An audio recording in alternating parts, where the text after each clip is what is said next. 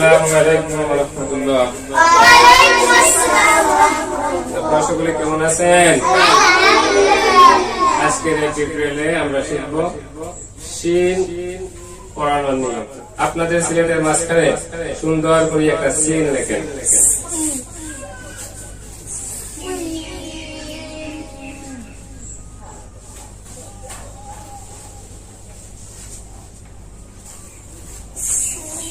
সকলে বলে দেখেন, উপরে এইভাবে তিনটা নুক্তা দেন।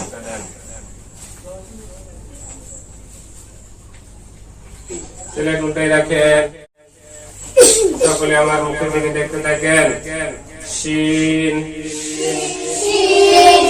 শিন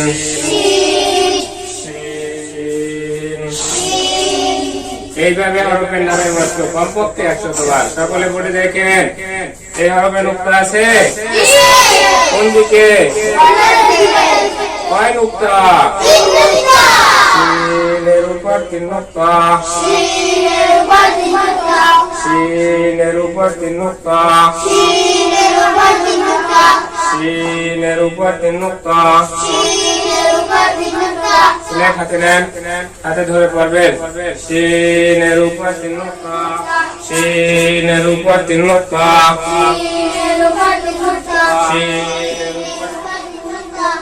এইভাবে নুক্তার বস্তু কমপক্ষে 20 বার। নুক্তা মুছেন, দেখান, নাম বলেন, নুক্তা দেন, দেখান, নাম বলেন, নুক্তা মুছেন, দেখান, নাম বলেন, নুক্তা দেন,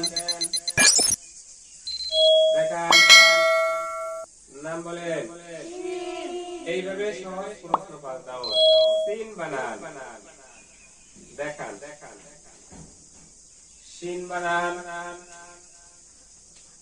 দেখান, শিন বানান, দেখান, শিন বানান,